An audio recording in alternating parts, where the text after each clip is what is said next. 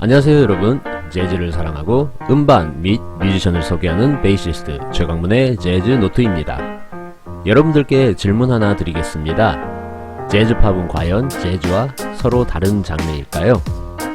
재즈팝에 대해 설명해 드리자면, 재즈가 만들어진 초창기에 재즈와는 다른 장르로 출발을 시작했습니다.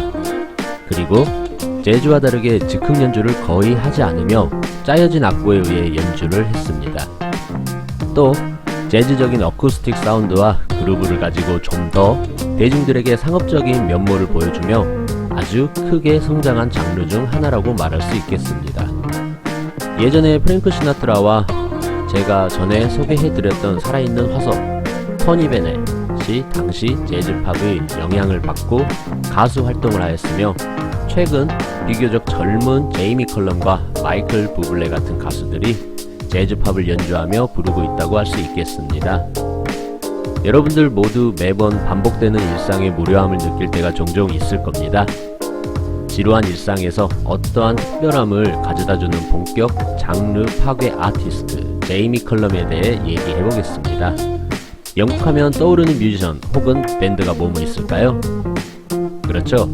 가장 최고를 먼저 말하자면 비틀즈가 있고, 최근에 영화로도 제작되었던 퀸도 있으며, 롤링스톤즈, 오아시스 등 영국을 대표하는 유명 밴드들이 있습니다. 이처럼 영국은 영국만이 가지고 있는 신사적인 이미지를 더해서 자신들만의 색깔의 음악을 잘 만들었는데요. 비틀즈 역시 엘비스 프레슬리의 락앤롤을 멋진 영국 스타일로 발전시켰다 볼 수 있으며, 퀸은 다양한 장르를 락에 접목시키기도 했고요.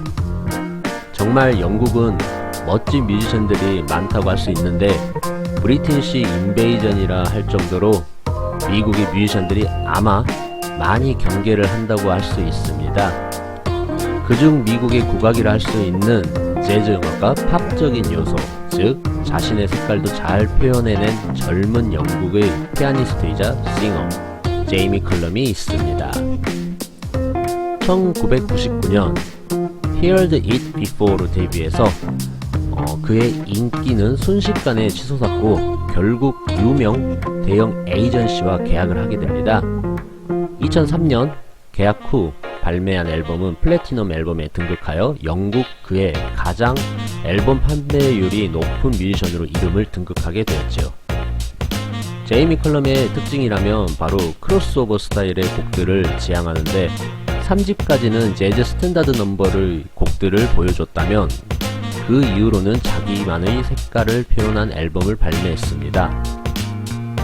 재작년 겨울에는 더 송 소사이어티 플레이리스트 리메이크 수록곡들을 포함한 앨범을 발표하고요. 재즈 팝 스타의 진 면목을 보여줬죠. 앞전 소개해드렸던 다이아나 크롤과 조금 많이 비슷한 면도 있죠. 그는 재즈에 뿌리를 둔 피아니스트이자 싱어송라이터이지만 장르와 악기를 고집하지 않으며 때에 따라 힙합 그룹에서 드럼을 치고 락밴드의 멤버로서 기타를 치기도 합니다. 그리고 발을 동동 굴러서 소리내는 스톰프 박스, 입으로 비트박스 등 다재다능한 끼를 선보이는데, 역시 이러한 실험적인 것들이 영국 뮤지션답다고 할 수 있습니다. 그리고 목소리도 재즈스럽기보다는 백인 특유의 걸걸한 락 스타일이라 할 수 있고요. 우리나라에는 2010년 처음으로 내한의 악스홀에서 공연도 했고, 2016년에는 우리나라 최대 재즈 페스티벌이라 할 수 있는 서울 재즈 페스티벌에 내한 공연을 했었습니다.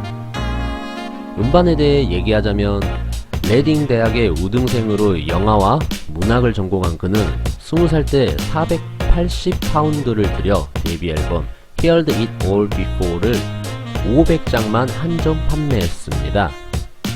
이 앨범은 희소성으로 인해 현재 이베이에서 600파운드, 약 87만원에 거래되었고요. 그의 재능이 음반사에 알려지며 그와 계약을 따기 위한 입찰 경쟁이 붙었고, 100만 파운드를 써낸 유니버설이 가까스로 소니를 제쳤죠. 유니버설과의 첫 음반 20something은 플래티넘이 되었고, 영국에서 역대 가장 많이 판매한 재즈 앨범으로 기록되었습니다. 제이미 컬럼은 현재 7장의 정규 앨범을 발표하여 1000만 장을 판매하였으며 영국의 재즈 아티스트로서 가장 많은 앨범을 판매하였습니다. 하지만 그의 음악이 초반과 같이 재즈보단 크로스오버 경향이 갈수록 짙어져 평론가들은 그를 재즈 팝 장르로 분류하고 있죠. 그는 스스로 나는 훌륭한 가수도 아니고 훌륭한 피아니스트도 아니다. 그러나 청중과의 소통 능력은 좋다고 평가했답니다.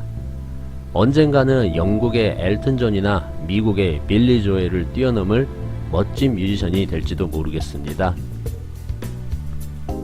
날씨가 비도 오고 더워지기 시작했는데요. 여름 날씨에 어울리게 오늘 소개해드릴 곡은 유니버설과의 첫 음반 20something의 수록곡 재즈 팝 스탠다드 넘버를 대표하는 곡인 What a Difference a Day Made를 여러분들께 추천해드리며 구독과 좋아요도 부탁드립니다. 그리고 다양한 의견 댓글로 많이 남겨주세요. 지금까지 재즈노트의 베이시스트 최광문이었습니다. 감사합니다.